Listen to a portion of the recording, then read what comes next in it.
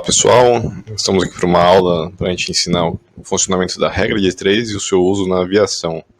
Esse é um trabalho para a disciplina de matemática do curso de Ciências Aeronáuticas da FASTEC. A regra de 3 ela é um processo matemático simples e prático, né, para resolver problemas que envolvam 4 valores, porém, dos quais somente conhecemos 3 deles. Esse quarto valor será determinado a partir dos 3 já conhecidos. A execução da regra de 3, no entanto, só é possível quando se tem uma proporção entre os valores conhecidos e que será repetida com o valor desconhecido. Assim, o primeiro passo para executar a regra de 3 é identificar se as grandezas são diretamente ou inversamente proporcionais. Como podemos utilizar a regra de 3? Praticamente podemos utilizar a regra de 3 em todo tipo de cálculo, no qual os valores buscados são fruto de proporções entre si. Comumente, utilizamos essa prática para a transformação de medidas de sistemas distintos, como o do Sistema Internacional, que buscou padronizar o grupo básico de medidas, e também outros sistemas, como, por exemplo, o Sistema Imperial. Como funciona na prática a regra de 3? Podemos utilizar aqui a multiplicação e a divisão para exemplificar. Nesse caso, temos uma proporção, onde x igual a 13 vezes 3. Colocamos aqui uma multiplicação cruzada, onde x em cima de 3 é igual a 13 em cima de 1. Faremos então a multiplicação cruzada, com x sendo igual a 39. No processo de divisão, podemos aqui dividir 90 por 15, então teremos uma proporção onde x sobre 1 é igual a 90 sobre 15. Nesse caso, x seria igual a 6. Essa é uma regra de 3 bastante simples, que podemos aprofundá-la mais adiante. Seguindo a nossa aula, podemos aqui estrelar as questões de regra de 3 à história dos computadores analógicos. Na história da humanidade, a descoberta de ferramentas que facilitassem nossas vidas sempre foi apreciada e valorizada. A diminuição da carga de trabalho a partir de equipamentos capazes de nos entregar produtos que levariam várias vezes o tempo que uma máquina nos apresenta é essencial para algumas atividades. Na matemática isso não é diferente. As ferramentas de cálculo, elas têm uma história bastante antiga e surpreendente até. A primeira ferramenta de calcular, ela é conhecida aproximadamente de 87 a.C. Ela é chamada de máquina de Antíctera. Ela é uma ferramenta que foi encontrada na ilha grega de mesmo nome, submersa há mais de 2000 anos no começo do século XX. E é considerada um instrumento capaz de fazer cálculos astronômicos complexos, porém o potencial dela nunca foi totalmente conhecido. Vejam que as fotos da única máquina de Antíctera encontrada está bastante corrida pelo tempo, mas é possível ver no seu interior haviam aqui ferramentas capazes de fazer um processo de cálculo bastante complexo para aquele momento. É um funcionamento bastante parecido com o de um relógio, com o seu interior fazendo o cálculo que apresentava na sua face externa o número requerido ou então o símbolo apresentado. Temos aqui as duas faces, mas dá para ver que há um mecanismo aqui interno de rotação que seria apresentado ali então com o resultado no final. Da mesma forma, a régua de cálculo ela foi inventada pelo matemático inglês William Oughtred em 1622, baseando-se na tábua de logaritmos que foi criada por John Napier um pouco antes, em 1614. Essa regra de cálculo ela é um dispositivo de cálculo que se baseia na sobreposição de escalas logarítmicas. Os cálculos são realizados através de uma técnica mecânica analógica que permite a elaboração dos cálculos por meio de guias excisantes e graduadas.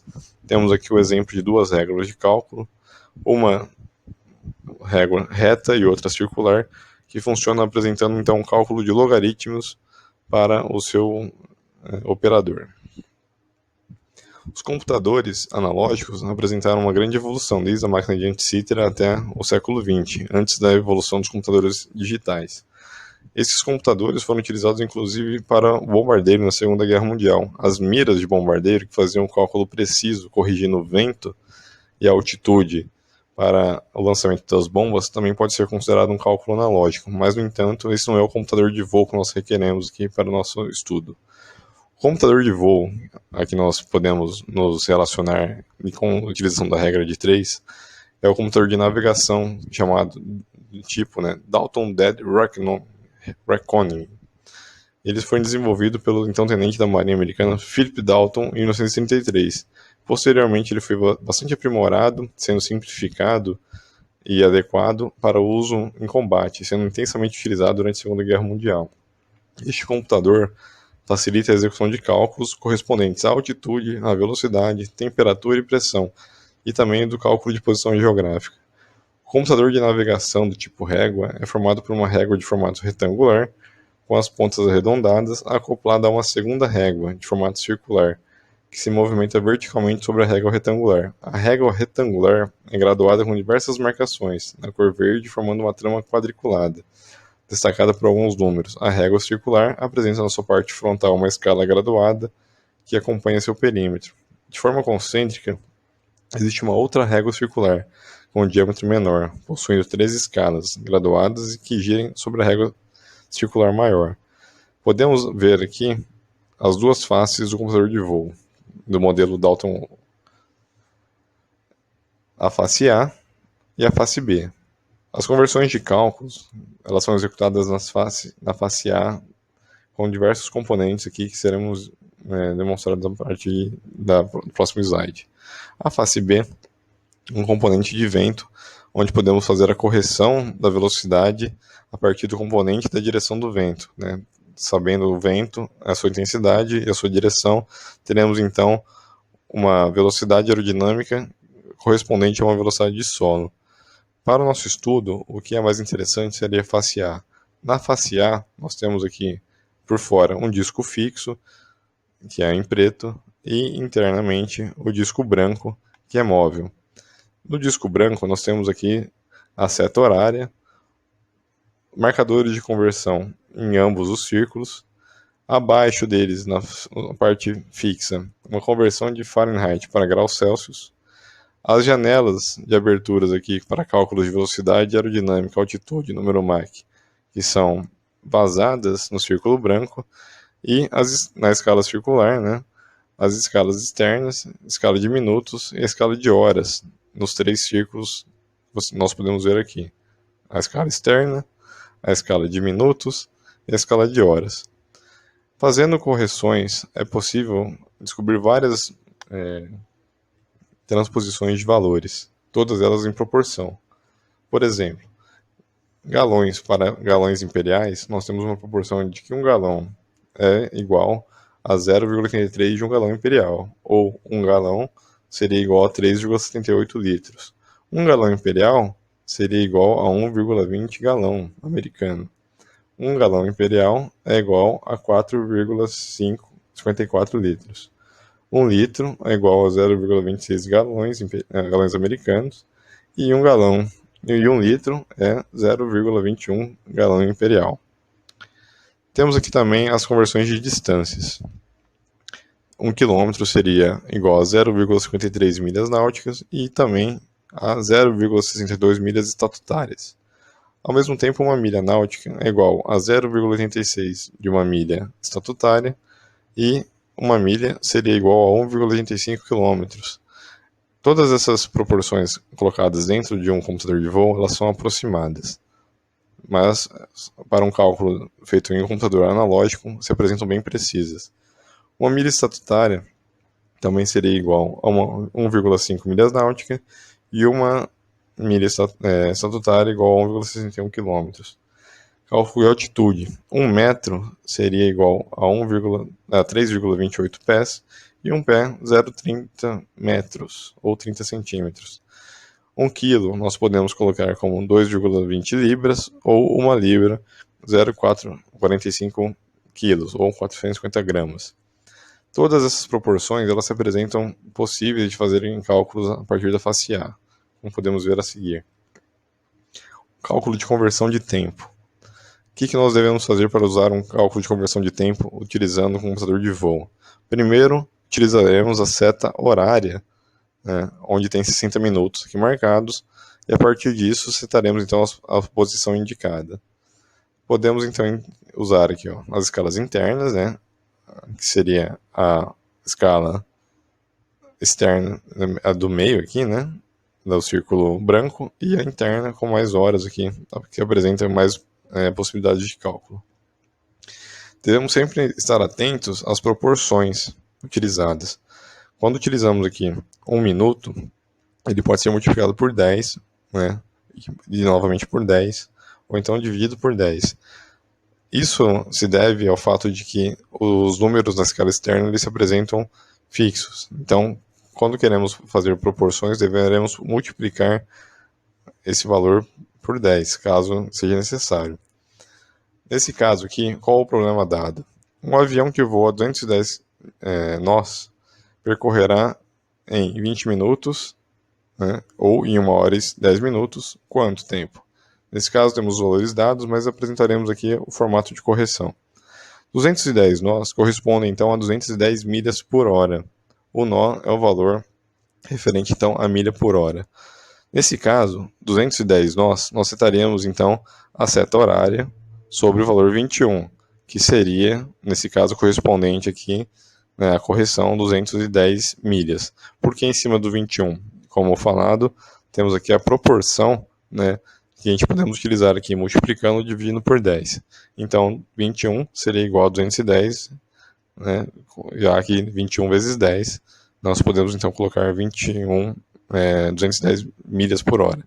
Nesse caso, setando a seta horária sobre o número 21, poderemos utilizar então, a partir disso, os cálculos requeridos. Em 20 minutos, né, quanto nós andaríamos? Em 1 hora, andaríamos então 210 milhas. Utilizando então a régua horária da parte interna do círculo, nós colocaremos aqui 55, 50, 45, até chegar a 20 minutos. 20 minutos estaria então indicando 70 milhas. Então, em 20 minutos, nós andaríamos 70 milhas. Caso nós requeremos aqui um cálculo de 1 hora e 10 minutos. Nós então temos aqui a seta horária que marca 60 minutos. Para cálculos superiores a 1 hora, utilizaremos a gradação mais interna. Nesse caso, buscaremos aqui 1 hora e 10. Aqui, então, encontraremos uma proporção interna entre 240 e 250, que seria aqui, então, 245 milhas. Caso nós queremos utilizar para outros cálculos já setados aqui, por exemplo, se nós requeríssemos, então, um cálculo para 2 horas, buscaremos aqui o valor de 2 horas e poderemos encontrar, então, um cálculo aproximado de 430, 425 milhas, né, percorridos em 2 horas. Então, a partir do momento que você seta a sua seta horária, você pode então encontrar valores requeridos em qualquer quantidade de tempo, obviamente fazendo aqui a magnitude correta desse cálculo. Para conversões de tempo, nesse caso, utilizaremos esse problema. Um avião tem um consumo horário de 190 galões. 190 galões, então, consumidos em 1 hora. Setaríamos aqui a seta horária sobre o 19, lembrando da magnitude, né, multiplicado por 10, né, seria o 190. Em 30 minutos, quantos galões seriam consumidos? O computador de Volt apresenta então esse cálculo baseado na seta horária. Em 30 minutos, nós iríamos então consumir cerca de 95 galões. E se quiséssemos 1 hora e 35 minutos? 1 hora e 35 minutos seria então na escala mais interna. 1 hora e 30, 1 hora e 45, 1 hora e 35 seria esse risco aqui, que apresentaria então o valor de 300 galões consumidos. Já para a conversão de distâncias. As conversões de distância apresentam então as gradações da parte externa do círculo. Não é possível, por exemplo, converter milhas estatutárias, milhas náuticas e quilômetros em pés ou metros. No entanto, podemos converter as milhas náuticas em milhas estatutárias ou em quilômetros, assim como podemos fazer o processo inverso, quilômetros em milhas estatutárias ou milhas náuticas. Nesse caso, né, metros e pés também seriam convertidos entre si, pés em metros, né, ou metros em pés. O que podemos fazer para executar esse cálculo seria então setar aqui quilômetros na parte externa e na parte interna em conjunto, fazendo o cálculo apropriado. Da mesma forma, teremos que colocar pés sobre pés, metros sobre metros, e as milhas náuticas com as milhas náuticas, ou milhas estatutárias sobre milhas estatutárias. Fazendo essa adequação com a parte interna e a parte externa, poderíamos então ver que 15 milhas náuticas seriam igual a 17 milhas estatutárias ou 28 quilômetros. E, seguindo essas mesmas proporções, 17 milhas náuticas seriam iguais às 20 milhas estatutárias ou 32 quilômetros. No caso de pés para metros, poderemos conferir que 20 mil pés seriam igual então a 6.080 metros e 395 pés igual a 120 metros. Espero então que tenha ficado claro, que seja interessante para vocês esse vídeo e que possa ajudar nos seus estudos sobre o uso da matemática, a regra de 3, no cálculo utilizado para a aviação. Obrigado, pessoal.